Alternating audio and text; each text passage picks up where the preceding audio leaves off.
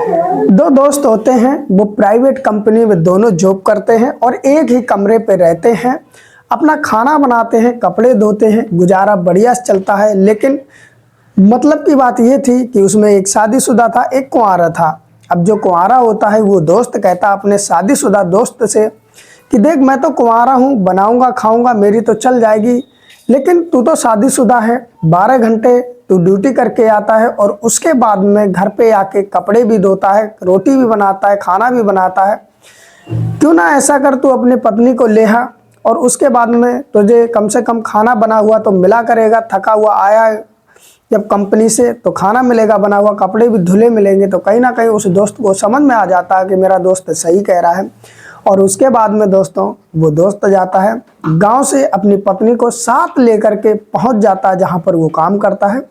और उसके बाद में दोस्तों होता ये है कि कुछ समय तक तो सही सब चलता। उसके बाद में वो दोस्त जब घर पे आता तो कुछ ऐसी चीज़ देख लेता है जिससे उसकी ज़िंदगी, उसका घर परिवार सब बिखर जाता है।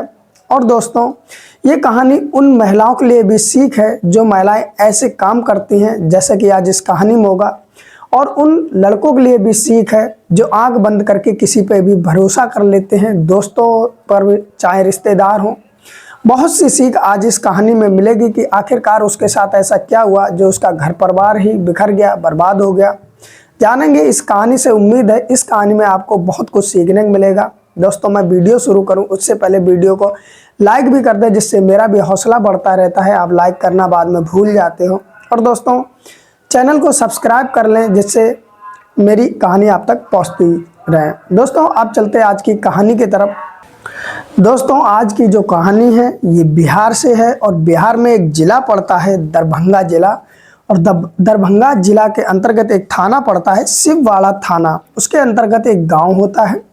उस गांव में दोस्तों एक लड़का रहता है जिसका नाम रितेश होता है।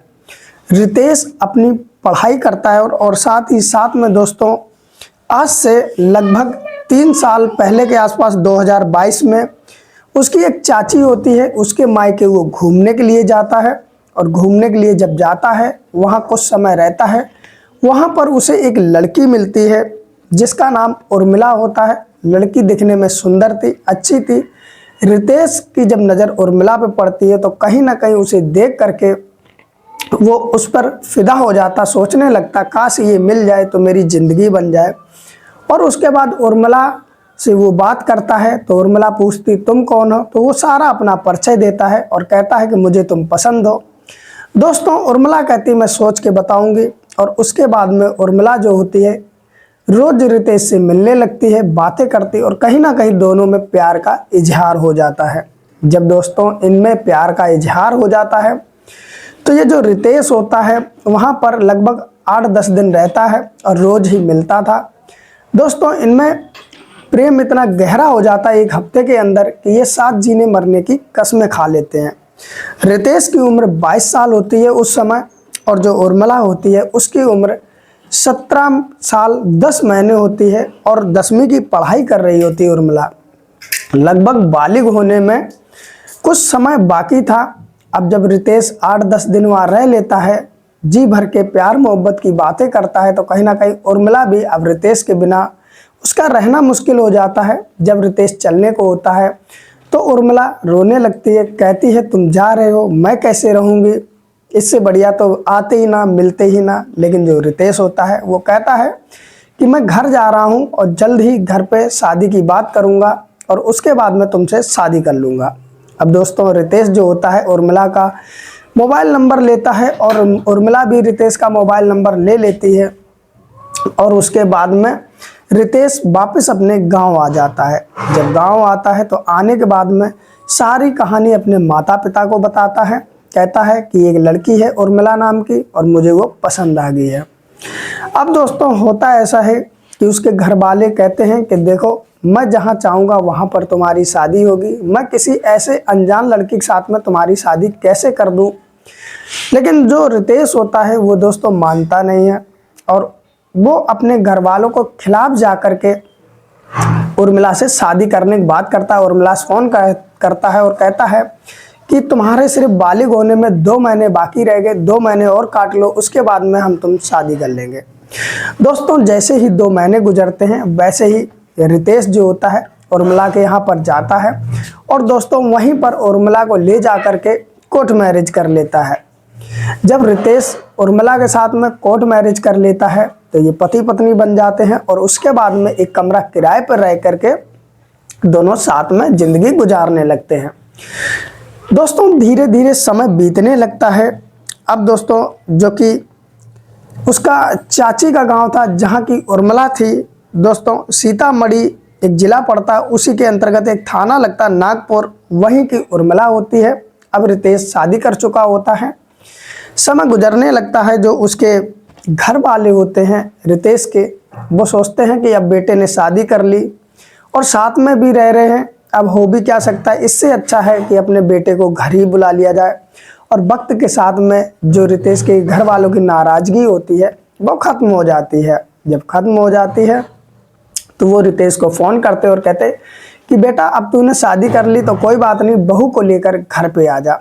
अब दोस्तों रितेश काफ़ी खुश हो जाता है और कौन नहीं खुश होगा दोस्तों, एक तो जिसे प्यार किया वो मिल गया, ऊपर से घर वाले भी मान गए।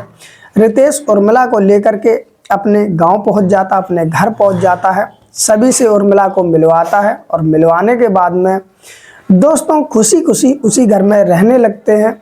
और रितेश की जो माता पिता होते अपनी बहू के रूप में उर्मिला को स्वीकार कर लेते।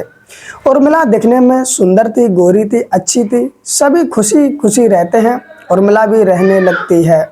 जब दोस्तों उर्मिला अपने परिवार में आ जाती यानी ससुराल में आ जाती तो वो भी खुशी खुशी रहने लगती है क्योंकि सभी एक्सेप्ट कर लेते। दोस्तों समय धीरे धीरे गुजरने लगता है और इनके एक बच्चा पैदा हो जाता है। यानी कि जब एक बच्चा पैदा होता है तो रितेश के ऊपर जिम्मेदारी बढ़ जाती है क्योंकि वो अब उसे घर परिवार भी देखना था, पत्नी भी देखनी थी और बच्चा भी देखना था। और बच्चे के रूप में वो बेटी होती है।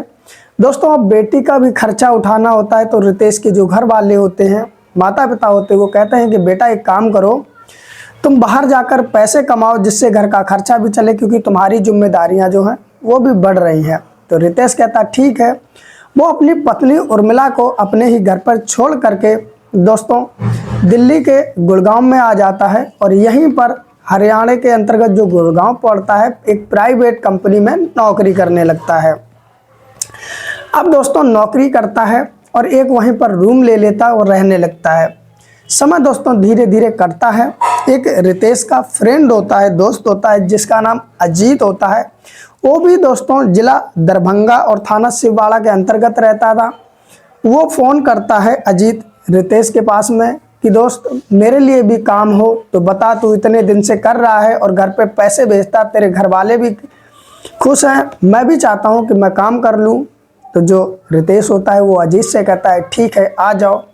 अब दोस्तों अजीत जो होता है वो भी रितेश के पास में वहीं गुड़गांव पहुंच जाता है और पहुंचने के बाद में दोस्तों वहीं पर जो रितेश होता है जिस कंपनी में काम करता है उसी में अजीत को काम दिला देता है और अपने जो रूम में रहता है उसी रूम में वो रखने लगता है। अब दोस्तों ये दोनों एक ही रूम पे रहने लगते हैं। सुबह उठते, खाना बनाते, नाश्ता करते और अपना टिफ़िन पैक करके ले जाते कंपनी में, 12 घंटे काम करते और शाम को आते हैं, फिर से खाना बनाते, खाते, सो जाते। दोस्तों कंपनी में कभी शिफ्ट नाइट की भी लग जाती है, कभी दिन की भी लग जाती, ऐसे ही इनका काम चलता रहता है। समय दोस्तों धीरे धीरे गुजरता रहता है। एक समय ऐसा होता है अजीत जो होता है रितेश से कहता है कि देखो मैं तो कुंवारा हूँ लेकिन तुम तो शादीशुदा हो, कम से कम तुम अपनी पत्नी को यहाँ ले आओ। तो वहाँ इतने मेहनत का तुम काम करते, 12-12 घंटे ड्यूटी करते, कम से कम तुम्हें तो यहाँ खाना नहीं बनाना पड़ेगा, कपड़े भी धुले धुलाए मिलेंगे, घर का भी काम नहीं करना पड़ेगा, ना ही बर्तन मांजने पड़ेंगे, ना ही खाना बनाना पड़ेगा। तो कहीं ना कहीं जो रितेश होता है अजीत की बात को समझता है और फिर घर पे फ़ोन करता है और कहता है कि मैं अपनी जो पत्नी उर्मिला है उसको दिल्ली लेके आना चाहता हूँ, यानी कि गुड़गांव लेके आना चाहता हूँ, मुझे यहाँ पर दिक्कत होती है। तो उसके घर वाले भी कह देते हैं कि देखो शादी तुमने की तो वो साथ तो तुम्हारे ही रहेगी। वो भी राज़ी हो जाते हैं और ये जो रितेश होता है गांव जाता है अपनी पत्नी उर्मिला और अपनी बेटी को लेकर के दोस्तों गुड़गांव आ जाता है। जब गुड़गांव आ जाता है तो जो उसने कमरा लिया हुआ था, अब दोस्तों रितेश उसकी पत्नी थी तो एक में ही गुजर होनी नहीं थी, अजीत भी रह रहा था। इसलिए जो रितेश का कमरा था उसके जस्ट बराबर वाला कमरा अजीत ले लेता है और जिसमें ये लोग रह रहे थे उसमें रितेश और उसकी पत्नी रहने लगती है। अब दोस्तों जो अजीत होता है वो अलग कमरे में रहता है और जो रितेश होता है उसकी पत्नी होती है वो अलग कमरे में रहते हैं और दोस्तों बराबर में ही कमरा होता है। अब दोनों दोस्त जो होते हैं वो काम पे जाते हैं और काम से घर पे आ जाते हैं। लेकिन दोस्तों होता ऐसा है कि जो रितेश होता है वो काम पे चला जाता और कभी कभी अजीत की जो ड्यूटी है नाइट में लग जाती थी, रितेश की दिन में लग जाती थी। अब दोस्तों रितेश की ड्यूटी नाइट में लगती और अजीत की दिन में। तो दोस्तों होता ऐसा था कि जब अजीत घर पे रहता था, अब रितेश तो चला जाता था काम पर, तो होता ऐसा था कि अजीत भाभी भाभी कह करके जो रितेश की पत्नी होती है उर्मिला उससे हंसी मजाक करने लगता और कहता है मजाक ही मजाक में, क्या हुआ रितेश यहाँ पर नहीं है, मैं तो हूँ, कोई तुम्हें काम की ज़रूरत पड़े तो मुझे बता दिया करना, मैं काम कर दिया करूँगा। और होता भी ऐसा था, जो भी कुछ लाना होता था उर्मिला अजीत को बता देती है तो अजीत जा कर के ले आता है। समय दोस्तों धीरे धीरे गुजरता है। अजीत अलग अपने रूम पर रोटी बनाया करता था, उर्मिला इधर जब बनाती थी तो कभी कभी रितेश कहता था अजीत से कि क्यों रोटी बनाता है, चल रोटी तेरी मैं बनवा दिया करूँगा। लेकिन दोस्तों ये कहानी ऐसे चलती रहती। अब होता ऐसा है कि उर्मिला दिखने में सुंदर थी तो कहीं ना कहीं अजीत के मन में दोस्तों गलत ख्याल आने लगते हैं, उसके अंदर ऐसी भावनाएं जागने लगती हैं। जो वो सोचता था कि उर्मिला मुझे मिल जाए तो क्या बात ही हो। धीरे धीरे दोस्तों अजीत क्या करता है, जब रितेश की ड्यूटी दिन में होती है तो अपनी नाइट में लगवा लेता और जब रितेश की ड्यूटी नाइट में हो तो अपनी दिन में लगवा लेता।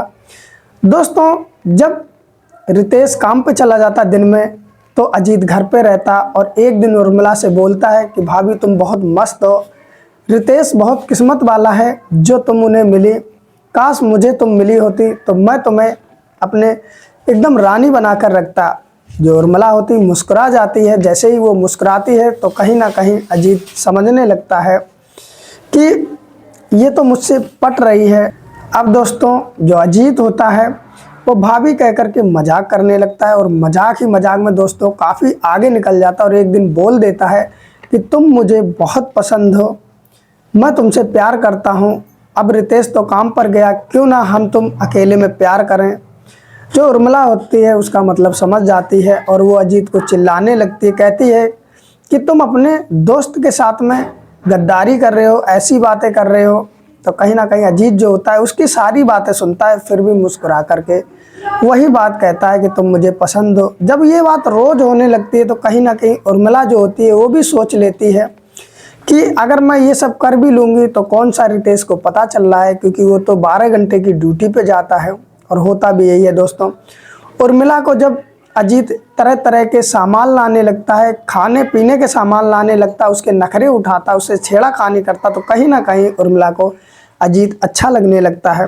और एक दिन रितेश काम पर जाता है, उसके बाद में उर्मिला और अजीत एक ही कमरे में दोस्तों अपनी सारी दिल की हसरतें पूरी कर लेते हैं, संबंध बना लेते हैं। दोस्तों अब जब एक बार ये संबंध बनता है तो जो अजीत होता है उसकी तो शादी नहीं हुई थी, उसे इतना आनंद इस चीज़ में आता है दोस्तों, ये रोज़ का काम हो जाता। उसका दिन में एक बार मन करता, एक बार, 2 बार मन करता, 2 बार, जितनी भी उनकी इच्छाएं होती हैं दोस्तों ये दोनों ही एक दूसरे से पूरी करने लगते हैं। उर्मिला भी भूल जाती है कि वो एक बच्ची की माँ भी है और साथ ही साथ में किसी की पत्नी है। दोस्तों कहानी यहीं से गड़बड़ होने लगती, इन दोनों के बीच में दोस्तों प्यार वाला अफेयर चलने लगता है। किसी समय उर्मिला ने रितेश से प्यार किया था लेकिन अब वो अजीत से प्यार करती है और वो ये सोचती है आखिरकार मैं रह तो अपने पति के साथ में रही हूँ, उसके साथ मैं कुछ गलत नहीं कर रही हूँ, बस अपनी दिल की हसरत है अजीत के साथ ही तो पूरी कर रही हूँ। दोस्तों समय बीतता चला जाता और किसी कारण बस एक दिन होता ऐसा है कि जो आता है वो जल्दी आ जाता है, जो उसका टाइम होता है ड्यूटी पर आने का उससे पहले ही वो आ जाता है। और आने के बाद में वो कमरे पे जैसे ही ऊपर चढ़ता है वैसे ही देखता है कि दोस्तों अजीत और उसकी पत्नी उर्मिला दोनों आपत्तिजनक हालत में एक दूसरे से प्रेम करने में लगे होते हैं। अब रितेश जैसे ही देखता उसका सर चकरा जाता, उसको कुछ समझ में नहीं आता और वहीं पर बैठ कर देखने लगता है और मन में सोचता है ये मेरे साथ हो क्या रहा है। अब वो मन में सोचता है कि मेरी पत्नी ने तो मेरे साथ गद्दारी कर दी, बेवफाई कर दी, इसे साथ रख कर के फ़ायदा ही क्या है। कुछ भी नहीं बोलता, चुपचाप वो बैठ करके देखता है। और दोस्तों इन लोगों को पता ही नहीं होता, अजीत को, उर्मिला को, कि रितेश भी आ चुका है कमरे में। लेकिन दोस्तों लास्ट में वो जैसे ही टिफ़िन रखता है वैसे ही खट की आवाज़ होती है और अजीत उर्मिला दोनों देखते हैं रितेश है, उनके पैरों तले ज़मीन निकल जाती है।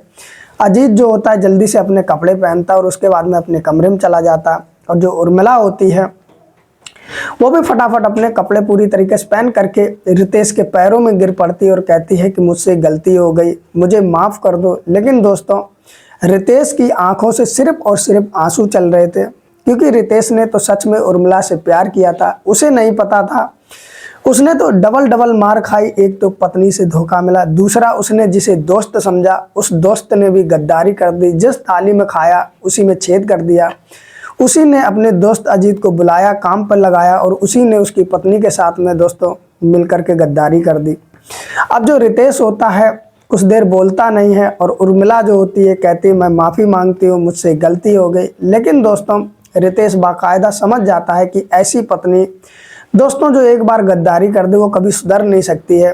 वो सीधा एक ही बात कहता है कि तुम अजीत के साथ में खुश रहो, अब मैं तुम्हारे साथ नहीं रहना चाहता हूँ। तुमने जो किया वो तुमने किया, लेकिन मैं तुम्हारे साथ रहना नहीं चाहता। उर्मिला बहुत माफ़ी मांगती लेकिन रितेश मानता नहीं है। रितेश उर्मिला को सीधा बोलता है कि तुम मुझे तलाक दे दो, उसके बाद तुम अपनी ज़िंदगी चाहे जैसे जियो। कहीं ना कहीं रितेश जो होता है फिर तलाक के कागज़ तैयार करता है और उर्मिला को तलाक दे देता है। तलाक देने के बाद में जो उर्मिला है उसको उसके मायके भेज देता है। मायके भेजने के बाद में उर्मिला अपने मायके रहने लगती है और जो रितेश होता है अपनी बेटी को अपने पास रख लेता है, उसे अपने गांव भेज देता है और अपने घर पे बता देता है कि मेरा और उर्मिला का तलाक हो गया है, उसे मैंने गलत काम करते हुए पकड़ लिया। दोस्तों उसके बाद में जो रितेश होता है वो वहीं पर रहकर काम करता है और अजीत भी वहीं पर रहकर काम करता है, लेकिन एक दूसरे से अब बोला चाली नहीं होती है। समय दोस्तों धीरे धीरे गुजरता चला जाता है और एक समय ऐसा आता है किसी बात को लेकर के रितेश और अजीत में दोस्तों लड़ाई हो जाती है। जो अजीत होता है वो रितेश पे वार करता है, उसके सर पे चोट लग जाते हैं, कई सारे टाँके लगते हैं। ये जब बात उर्मिला को पता चलती है तो वो गांव से फिर दिल्ली आती, गुड़गांव पहुंच जाती और उसका जो पहले का पति, यानी कि अब तो तलाक हो चुका है, लेकिन जो उसका पति था रितेश, उसकी सेवा करने लगती है। और सेवा करते करते दोस्तों जब रितेश को होश आता है कई दिन बाद, तब वो देखता है कि उसकी पत्नी उर्मिला वहाँ पर बैठी होती है। तो उसे देखते ही बोलता है कि तुम यहाँ पर क्या करने आई, तुम्हें तो मना किया था मैंने कि तुम मेरे साथ नहीं रहोगी, और तुम्हारी ही वजह से मेरे और अजीत के बीच में ये लड़ाई हुई जिसमें मुझे चोट लगी। तुम कहीं भी जाओ, तुमसे मुझे कोई मतलब नहीं। इतनी बात कह करके जो रितेश होता है उर्मिला को भेज देता है फिर से उसके मायके। और दोस्तों उसके बाद में जो रितेश के घर वाले होते हैं वो भी रितेश से कहते हैं कि देखो अब वहाँ पर तुम्हारा रहना ठीक नहीं, तुम गांव आ जाओ। और रितेश जो होता है फिर गुड़गांव छोड़ करके गांव चला जाता है और अपने परिवार के साथ में, अपनी बेटी के साथ में रहने लगता है। इधर दोस्तों जो अजीत होता है वो वहीं पर काम करता है, लेकिन दोस्तों अब वो क्या करता है कि उर्मिला के पास में फ़ोन करता है, फ़ोन करके उससे बातें करता है और कहता है कि देखो जो हो गया सो हो गया, एक काम करो, मैं तुम्हें दिल जान से चाहता हूँ, तुम आ जाओ मेरे साथ शादी कर लो। तो जो उर्मिला होती है वो कहती है कि तुम्हारी वजह से ही मेरा घर परिवार बर्बाद हुआ, मेरी एक छोटी गलती की वजह से ये सब हो गया, और तुम कहते हो मैं तुम्हारे साथ रहूं। बहुत ज़्यादा जो अजीत होता है फ़ोन करता है उर्मिला के पास में, कि उर्मिला भी कई बार जो होती है रितेश के पास फ़ोन करती है और कहती है मुझसे गलती होगी, मुझे अपना लो, लेकिन रितेश स्पष्ट तौर पर मना कर देता है। अब होता ऐसा है कि उर्मिला जब देखती है रितेश नहीं अपनाएगा तो उसके सामने भी कोई रास्ता नहीं था। दोस्तों वो भी अजीत बार बार फ़ोन कर रहा था, अजीत की बात मान लेती है और फिर से वो अपने गांव से चल करके अजीत के पास में पहुंच जाती है। पहुंचने के बाद में अजीत जब लेकर के जाता है तो कालका जी मंदिर होता है, वहां पर ये दोनों शादी करते हैं। शादी करने के बाद में जो अजीत होता है उर्मिला के साथ में रहने लगता है वहीं गुड़गांव में और काम करने लगता है। उसके बाद में समय जैसे थोड़ा थोड़ा समय बीतता है, उसके बाद में जो अजीत होता है वो उर्मिला को अपनी इमोशनल स्टोरी सुनाता है। कहता है मेरे ऊपर कई सारे लोन चल रहे हैं, कर्ज चल रहा है, एक काम करो तुम भी मेरे साथ फैक्ट्री में काम करो जिससे मेरा कर्ज जल्दी उतर जाएगा। उर्मिला जो होती है वो अजीत की बात मान लेती है और जिस कंपनी में अजीत काम करता है उसी में उर्मिला काम करने लगती है। और दोस्तों 14-14 हज़ार रुपये दोनों को मिलते हैं। प्राइवेट कंपनी होती है, 12 घंटे की ड्यूटी होती है, ये दोनों करते हैं। धीरे धीरे समय गुजरता है। उर्मिला सारे पैसे अपने अब जो ये पति बन चुका था अजीत उसको देती थी। समय गुजरने लगता है और दोस्तों जो अजीत होता है 23 जनवरी 2025 में कालका जी मंदिर में शादी करता है। और दोस्तों समय गुजरने लगता है। अब दोस्तों दोनों काम करते समय अच्छे से गुजरने लगता है और ये पति पत्नी की तरह रहते हैं। तो वक्त के साथ में जो इनकी दिल की हसरतें होती हैं अब जी भर के पूरी करते हैं। समय दोस्तों गुजरता रहता है और इसी दौरान अजीत से उर्मिला प्रेग्नेंट हो जाती है और उसका लगभग 3 महीने का जो बच्चा होता है दोस्तों वो हो जाता है। तो उर्मिला कहती है अजीत से कि मैं तुम्हारे बच्चे की माँ बनने वाली हूँ और मैं बहुत खुश हूँ। तो कहीं ना कहीं जो अजीत होता है वो चाहता था कि उर्मिला से काम कराए, उसके पैसे ले, इसलिए वो कहता है कि देखो अभी मैं पूरी तरीके से तैयार नहीं हूँ। दरअसल पूरी तरीके से जब कर्ज उतर जाए तब हम तुम इस बच्चे को जन्म देंगे, क्योंकि अभी मैं इस चीज़ के लिए तैयार नहीं हूँ। इस बच्चे का जो तुम्हें अभी मत आने दो दुनिया में, और कई सारे रास्ते बताता। लेकिन उर्मिला कहती है ये हमारे तुम्हारे प्यार की निशानी है, हम इसे इस दुनिया में लेकर ही आएंगे, हम इसे नहीं हटाएंगे। तो कहीं ना कहीं अजीत की जब बात उर्मिला नहीं मानती है तो समय दोस्तों थोड़ा गुजरता है और 15 सितंबर 2025 को जो अजीत होता है वो उर्मिला को वहीं पर छोड़ करके अपने गांव भाग जाता है। और भाग जाने के बाद में वो बता के आता है कि मुझे थोड़ा काम है, मैं घर जा रहा हूँ, तो उसके बाद में मैं दोबारा आ जाऊँगा। अब इधर दोस्तों जो अजीत होता है वो घर आ जाता है और घर आने के बाद में दोस्तों जब वो नहीं जाता है तो उर्मिला कॉल करती है।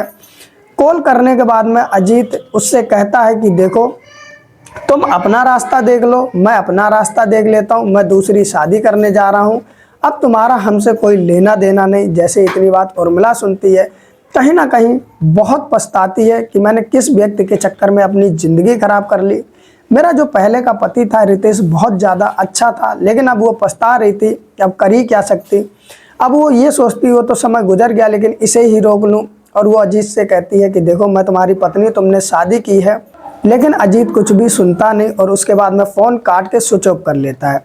अब उर्मिला देखती है जब ये चीज़ तो कहीं ना कहीं वो देखती कि मेरी ज़िंदगी तो अब पूरी तरीके से बर्बाद हो रही। उसके बाद में वो जब जिस कंपनी में काम करती है, जब उसकी सैलरी मिल जाती है, सैलरी मिलने के बाद में दोस्तों 2 नवंबर 2025 को उर्मिला ढूंढते हुए अजीत के गांव पहुंच जाती है।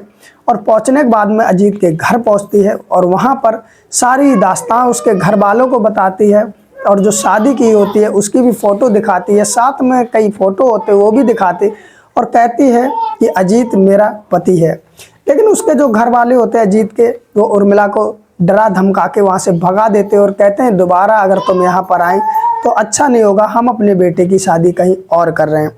अब दोस्तों जो उर्मिला होती है वो बार बार अजीत के घर जाती है लेकिन कुछ होता नहीं है, तो अपनी वहीं बहन के घर पे रहने लगती है। एक जगह पड़ती सिमरी वहीं पर। और उसके बाद में जब दोस्तों उसके जो घर वाले होते हैं जब मानते नहीं तो थाने पहुंचती है। अब दोस्तों वो थाने पहुंच जाती है और थाने पहुंच करके 1 दिसंबर को थाने पहुंचती है और जो थाना प्रभारी होते बसंत कुमार, उनको रो करके अपना सारा हालचाल बताती है और कहती है कि मैं अपने पति के साथ में रहते मेरी एक छोटी गलती होगी जिससे आज मैं दर दर की ठोकर खा रही हूँ और ये जो अजीत है ये दूसरी शादी कर रहा है। उसके बाद में दोस्तों बसंत कुमार जो होते हैं वो आगे की कार्रवाई करते हैं, फ़ोटो देखते, प्रूफ देखते और जो भी होता है आगे की वो कार्रवाई करेंगे। वो दिलासा दिलाते हैं उर्मिला को कि जो भी होगा तुम्हारे साथ न्याय होगा। लेकिन दोस्तों अब सोचने वाली बात ये है कि न्याय होगा या नहीं होगा, क्या अजीत उर्मिला को रखेगा, ये तो बात की बात। लेकिन दोस्तों सोच के देखिए उर्मिला की पहली जो गलती थी वहीं से उसे ज़िंदगी बर्बादी की तरफ ले जाती है उसकी, क्योंकि वो ना ही अजीत के संग संबंध बनाती, ना ही उसका पति देखता, ना ही वो आज अलग होती, ना ही दर दर की ठोकर खाती। तो इस कहानी को सुनाने का मतलब किसी की भावनाओं को ठेस पहुंचाना नहीं, बल्कि आप लोगों को जागरूक करना है कि एक गलती आपकी ज़िंदगी खराब कर सकती है। अगर आप पति के साथ में रह रहे, पति चाहे जैसा हो, जितना भी कमाता हो, अपने पति के साथ में खुश रहने की कोशिश कीजिएगा, क्योंकि लास्ट में यही ताने मिलते हैं, जो अपने पति की नहीं हुई वो किसकी होगी। यही बात अजीत भी कहता उर्मिला से। और दोस्तों, उर्मिला आज दर बदर मारी मारी घूम रही। काश वो अपने पहले पति रितेश के साथ में रहती तो वो खुशी खुशी ज़िंदगी बिता रही थी और आगे भी रहती। तो आज की रही दोस्तों ये कहानी आप लोगों को कैसी लगी हमें कमेंट करके ज़रूर बताएं। अपना नाम पता ज़रूर लिखें, जिससे हम अगली वीडियो में आपका नाम और जगह ले सकें कि आप मेरी कहानी कहाँ से देख रहे हैं। दोस्तों, इस तरह कहानी और भी सुननी हो तो चैनल को सब्सक्राइब कर लें, जिससे मेरी कहानियाँ आप तक मिलती रहें। और इस वीडियो को ज़्यादा से ज़्यादा शेयर करें, जिससे पता लगे लोगों को कि आज के ज़माने में क्या चल रहा है और क्या करना चाहिए और क्या नहीं करना चाहिए। एक छोटी सी गलती आपकी ज़िंदगी भी बर्बाद कर सकती। तो फिर मिलते किसी और कहानी के साथ, तब तक अपनों का ख्याल रखें। नमस्कार।